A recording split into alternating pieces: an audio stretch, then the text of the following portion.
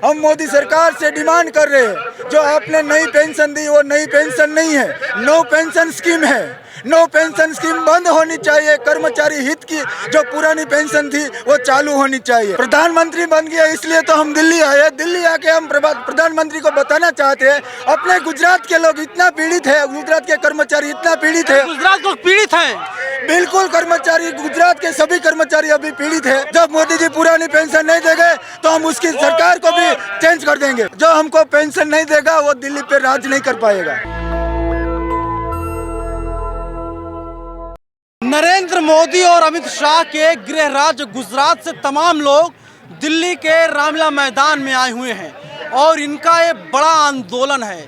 OPS की मांग को लेकर के एक जन आंदोलन बनता हुआ दिखाई दे रहा है। साफ तौर पे इनके हाथ में आप जो देख रहे हैं, we want OPS, team Rajkot Gujarat.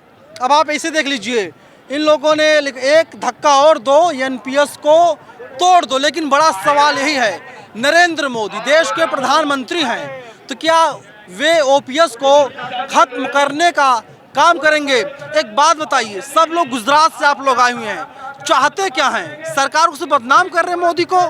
Modi तो गुजरात से आते हैं ना। जी बिल्कुल, आपने बताया, हम बदनाम नहीं कर रहे हैं। जो गुजरात की और देश की परिस्थिति है और हमारी जो मांगे हैं वो हम भारत के सामने रख रहे हैं, भारत के फलक पर रख रहे हैं।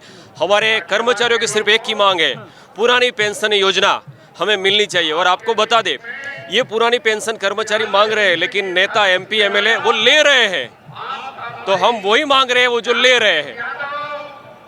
अरे मोदी जी आपके गृह राज्य के हैं, समझाइए उन्हें, जाकर के बातचीत कीजिए। यहाँ पर बदनाम करने आए आप लोग उनको। सोचिए, विदेश के लोग देखेंगे इस खबर को, क्या कहेंगे? जी, ये मैं आपकी बात से सहमत नहीं हूँ, क्योंकि किसी के फलक पे मांग रखना उसको बदनामी नहीं कहते हैं। कर्मचारी अपना पक्ष रख रहे हैं, वो सही गलत है वो उनको तय करना है। हमें लग रहा है हम सही है, हमारी मांगे इस तरह से रखी जा सकती है, तो हम उनके सामने रख रहे हैं। क्या कहेंगे? सरकार तो नहीं सुन रही है। दिनेश सदादिया, राजकोट गुजरात से हम 10,000 से ज़्यादा लोग आज दिल्ली रामलीला मैदान पे आए हैं। कर्मचारियों की पुरानी पेंशन की मांग लेके हम रामलीला मैदान पे आए हैं। सभी गुजरात वासियों की ओर के प्रतिनिधित्व के रूप में हम 10,000 लोग दिल्ली आए हैं। हम मोदी सरकार से डिमांड कर रहे हैं, जो आपने नई पेंशन दी वो नई पेंशन नहीं है, नो पेंशन स्कीम है। नो पेंशन स्कीम बंद होनी चाहिए। कर्मचारी हित की जो पुरानी पेंशन थी वो चालू होनी चाहिए। जो पुरानी पेंशन आप चालू नहीं कर सकते तो आप सांसद, आप बड़ा प्रधान क्यों पुरानी पेंशन ले रहे हो? जो आप पहले पुरानी पेंशन तो त्याग दो, बाद में आप कर्मचारी को बोलो आप पुरानी पेंशन नहीं देनी। जो आप पुरानी पेंशन नहीं दोगे तो 2024 में आपको सत्ता से भी हम बेदखल कर देंगे। अरे आप लोग कैसे बेदखल कर पाएंगे? क्यों? कितने समय तक मुख्यमंत्री थे गुजरात के, अब देश के प्रधानमंत्री बन गए मोदी। प्रधानमंत्री बन गया इसलिए तो हम दिल्ली आए। दिल्ली आके हम प्रधानमंत्री को बताना चाहते हैं, अपने गुजरात के लोग इतना पीड़ित है, गुजरात के कर्मचारी इतना पीड़ित है। गुजरात लोग पीड़ित हैं। बिल्कुल, कर्मचारी गुजरात के सभी कर्मचारी अभी पीड़ित है। कर्मचारी अपनी पुरानी पेंशन की मांग लेके 10,000 कर्मचारी आज गुजरात से दिल्ली आए हुए हैं। जब तक हमारी पुरानी पेंशन चालू नहीं होगी तब तक हम दिल्ली में अटके रहेंगे और मोदी जी के मांगे गए पुरानी पेंशन चाहिए।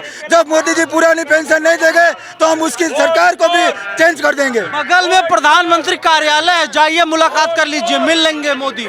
कर्मचारी के लिए कोई दरवाजा नहीं खोलता। कर्मचारी ओनली फॉर गवर्नमेंट का काम करने के लिए ही होता है। ऐसी ये सरकार मान रही है। ये सरकार को समझ लेना चाहिए, सरकार की सारी स्कीम कर्मचारी चला रहे हैं। एक भी कर्मचारी नहीं होगा तो सरकार एक स्कीम आगे नहीं बढ़ेगी। ये कर्मचारी के साथ धोखा हो रहा है। बिना बताए कर्मचारी को ये नई पेंशन, नो पेंशन योजना दे दिया है, वो गलत है। एक गुजराती होने के नाते क्या कहेंगे? मोदी 24 में आ रहे हैं या फिर गुजरात वापस जा रहे हैं? मैं हाथ जोड़ के मोदी जी को विनती कर रहा हूँ, हमारे पूरे देश के कर्मचारी के लिए पुरानी पेंशन लागू होनी चाहिए। जो आप पुरानी पेंशन लागू नहीं कर सकते हो तो मैं आपका स्वागत करता हूँ, आप गुजरात आ जाइए। गुजरात आ जाइए, स्वागत कर रहे हैं। हाँ बिल्कुल, पुरानी पेंशन नहीं दोगे तो आप गुजरात आ जाइए। टिकट का पैसा कौन देगा? कैसे जाएंगे? वो तो प्रधान सेवक हैं। जैसे आए वैसे ही चले जाएंगे। जो हमको पेंशन नहीं देगा वो दिल्ली पे राज नहीं कर पाएगा। चलिए, मतलब गुजराती भी कह रहे हैं कि जो पेंशन नहीं देगा उसका पत्ता 2024 में साफ हो जाएगा। ओपीएस की मांग को लेकर के आप लोग आए हैं। मोदी कह रहे हैं कि 18 घंटे देश के लिए काम करते हैं हम। देखिए, मेरा नाम मनोज कुमार आड़ है। मैं भी गुजरात से ही हूँ, रेलवे कर्मचारी हूँ। गुजरात में कहाँ से? गुजरात के अहमदाबाद से रेलवे कर्मचारी हूँ और मैं भी मांग करने आया हूँ। मेरा गार्जियन मोदी जी है, केंद्र के सत्ता में बैठी हुई सरकार हमारी गार्जियन है। हम लोग मांग करते हैं, विनय पूर्वक मांग करते हैं कि प्रधानमंत्री जी कृपया इस बात को आप समझिए। ये 85 लाख कर्मचारी है, 85 लाख कर्मचारी को परिवार समझिए, उनके रिश्तेदार समझिए। अगर मिला के देखा जाए तो हमारे पास भी 5 से 10 करोड़ की क्षमता है, जो अच्छे अच्छे सत्ता को भी उखाड़ सकते हैं और बना भी सकते हैं। तो आपसे हमारा यही कर्मजोर विनती है कि माननीय मोदी जी, आप 4-4 लेते हो, आपके सांसद विधायक सभी 4-4 5-5 लेते हो। हम तो एक ही मांग रहे, वो भी हम अपना हक मांग रहे, कोई हम आपसे भीख भी नहीं मांग रहे।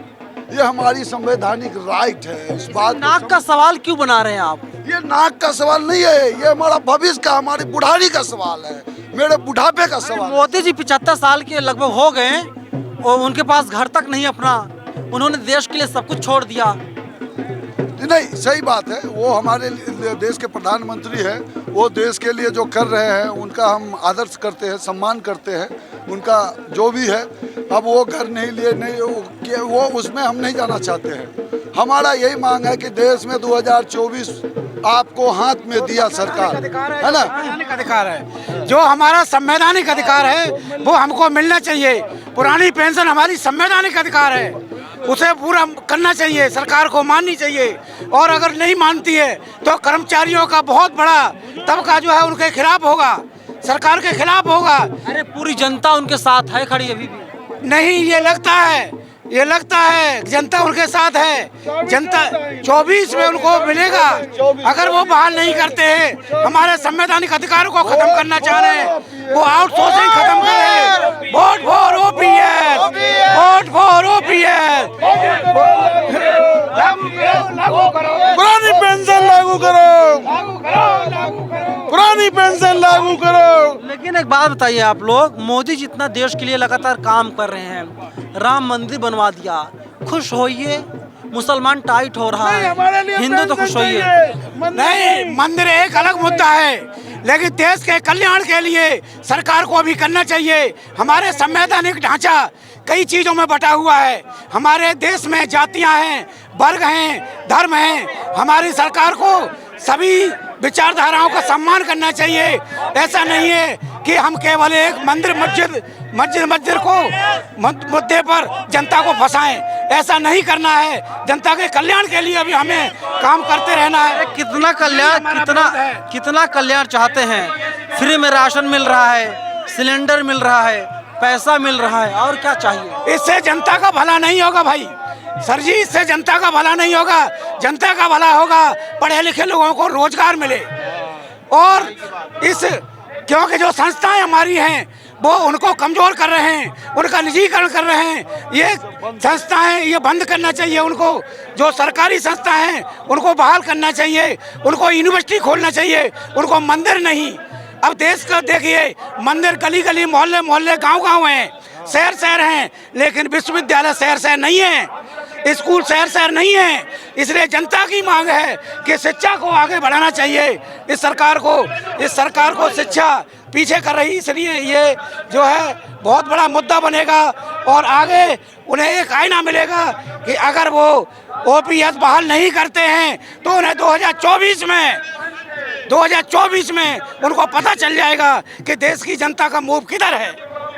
इसलिए ओपीएस जिंदाबाद, ओपीएस की मांग को लेकर के ये बड़ा आंदोलन है। और आप देख लीजिए, ये जो तमाम लोग हैं सबके हाथों में जो है कि जो बैनर दिखाई दे रहा है, टीम राजकोट गुजरात, और सब लोग ये गुजरात से आए हुए हैं। और देख लीजिए सबके हाथों पे देखिए बैनर, एक ही मांग, एक ही नारा, पुरानी पेंशन हक हमारा। लेकिन बड़ा सवाल यही है कि सरकार इन सभी मुद्दों पर ध्यान क्यों नहीं दे रही है, और कांग्रेस लगातार इसको भुनाने में जुटी हुई है। क्योंकि जिन जिन राज्यों में कांग्रेस की सरकारें हैं वहाँ पर कांग्रेस पार्टी लगातार ओपीएस को लागू करने की बात कर रही है और कई राज्यों में ओपीएस को लागू भी कर दिया गया है। ओपीएस मतलब ओल्ड पेंशन स्कीम, यानी जब कोई व्यक्ति नौकरी के बाद रिटायर हो जाता है उसे पेंशन दी जाती है और माना जाता है कि जो सैलरी होती है, अगर 50,000 सैलरी है तो 25,000 रुपये उसको पेंशन दिए जाने का प्रावधान है। लेकिन जो न्यू पेंशन स्कीम, जिसे नेशनल पेंशन स्कीम भी कहा जा रहा है, उसके तहत किसी को 1500, किसी को 1200, किसी को 2000, किसी को 3000 रुपये पेंशन दिए जाने का प्रावधान है। लेकिन बड़ा सवाल यही है कि अगर किसी को 1000, 2000, 2500, 3000 रुपये महीने का पेंशन दिया जाता है तो उसका गुजारा कैसे होगा। और जो सरकारी कर्मचारी हैं ये लोग साफ तौर पर कहते हैं कि जो व्यक्ति 60,000, 70,000, 80,000 रुपये कमाता था, अगर उसे 800 रुपये या 8,000 रुपये दिया जाएगा तो उसका घर परिवार, उसका गुजर बसर कैसे होगा, अपने आप में बड़ा सवाल ही है। और इसीलिए पूरे देश के, महाराष्ट्र हो, पश्चिम बंगाल हो, हरियाणा हो, उत्तर प्रदेश हो, उत्तराखंड हो, सब जगहों से ये सरकारी कर्मचारियां हैं। मैं एक बार फिर से आपको तस्वीरें दिखा देना चाहता हूं, आप तस्वीरें देख लीजिए और देख करके अंदाज़ा लगाइए कि चिलचिलाती धूप में लोगों में कितनी हिम्मत है कि ये लोग यहाँ पर डटे हुए हैं और सरकार खिलाफ जम करके नारेबाजी हो रही है। सरकार से लगातार गुहार लगा रहे हैं और मांग यही है कि ओपीएस को लागू कर दिया जाए। और तमाम जो हैं नेता, चाहे कांग्रेस के, उत्तर प्रदेश कांग्रेस के पूर्व अध्यक्ष अजय लल्लू हों या आम आदमी पार्टी के राज्यसभा सांसद, सभी लोगों ने खुलेआम इन कर्मचारियों को अपना समर्थन दे दिया। और मंच से भी आम आदमी पार्टी के राज्यसभा सांसद संजय सिंह बोल रहे हैं और इन कर्मचारियों में उत्साह भरने का काम कर रहे हैं कि डरिए मत, लड़िए, आगे बढ़िए और आप लोगों को ओपीएस मिलकर ही रहेगा। और जो कर्मचारी हैं उन लोगों ने कह दिया कि अगर नरेंद्र मोदी की सरकार ओपीएस को नहीं देती, ओपीएस लागू नहीं करती, तो 2024 में ये लोग सरकार को बदल देंगे। कैमरा पर्सन आशीष के साथ में नवीन कुमार नंदन, नेशनल दस्तक, रामलीला मैदान, दिल्ली। नेशनल दस्तक की आपसे गुजारिश है कि अगर इसको बचाना चाहते हैं तो नेशनल दस्तक को सब्सक्राइब करने के लिए रेड कलर के सब्सक्राइब बटन को दबाएं, फिर बेल आइकन की घंटी दबाएं। नेशनल दस्तक को बचाने के लिए बहुत जरूरी है कि हर खबर को शेयर करें, लाइक करें, कमेंट जरूर करें।